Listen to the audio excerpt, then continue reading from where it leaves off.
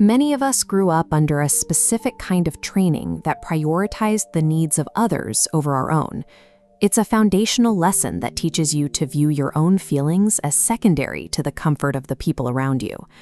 You can see the results of this training in the way a chronic people pleaser handles a simple request.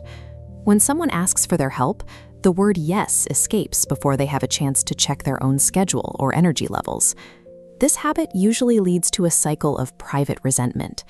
You find yourself angry that you are asked at all, followed by a heavy weight of guilt because you believe a good person shouldn't feel resentful.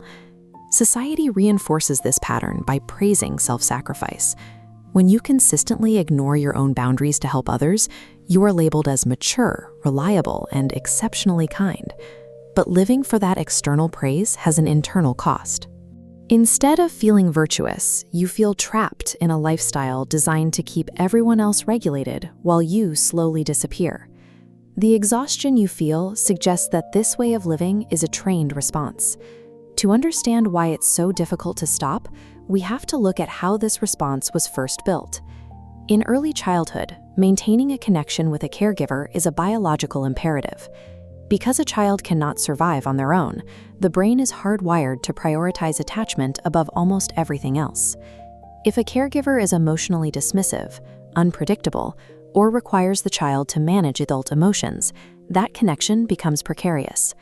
The child is forced to adapt to ensure the relationship and their own safety remains intact. This environment triggers a specific survival mechanism called the Fawn Response. Much like fight, flight, or freeze, fawning is a subconscious method used to neutralize danger by becoming as accommodating and helpful as possible. This creates what researchers call good child syndrome. The child learns that being easy, invisible, and perfectly attuned to their parents' moods is the most effective way to avoid rejection and stay safe. Becoming the good child allowed you to secure an essential attachment in an environment where your survival depended on it. It was a successful strategy for a child with limited power. In the 1940s and 50s, psychologist Carl Rogers studied these dynamics, identifying how conditions of worth begin to split a person's identity. Rogers noted that when parents grant love only when a child meets specific criteria, like being quiet or making the family look good, the child learns that love is conditional. Affection becomes a transaction rather than a right. Rogers' diagram illustrates the result. To maintain conditional love, the child represses their authentic, real self, constructing an idealized social self to please the caregiver. The arrows show the tension. Viewed as a threat, the real self is pushed aside, leading to internal incongruence.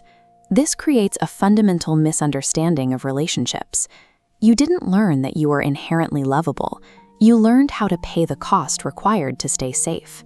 Operating under that childhood contract for decades leads to a heavy psychological toll in adulthood. The self-abandonment that kept you safe as a child eventually becomes a source of chronic emotional exhaustion. This manifests as introjected internalization.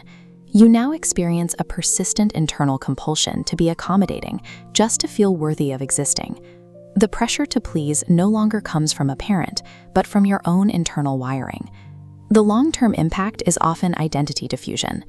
When you spend a lifetime mirroring others, you lose the ability to answer basic questions about yourself. You struggle to identify your needs, your own desires, and your own sense of self-worth. Your chronic resentment acts as a signal that the authentic self is being silenced. It is a sign that your real self is suffocating under the weight of an accommodating persona that no longer serves you. By organizing your life around the stability of others, you have reached a point where you are missing from your own experience. It is important to acknowledge that fawning was a highly effective survival strategy. When you were small and powerless, adapting your identity to keep your caregivers happy was the most logical way to stay safe. But as an independent adult, that same strategy has become a liability. The behavior that once saved you is now the primary factor preventing you from having authentic, balanced relationships. Understanding niceness as a learned adaptation reveals why it so often leads to self-abandonment. It allows you to see these habits as protective measures rather than fixed personality traits. Clinicians like Pete Walker suggest that simply naming this mechanism and staying present with the fear that triggers it is a necessary first step. Awareness provides the distance needed to start choosing different responses. You spent your childhood learning how to be useful to others. Now you have the right to protect your own boundaries and accept that your existence is not a debt you need to pay back.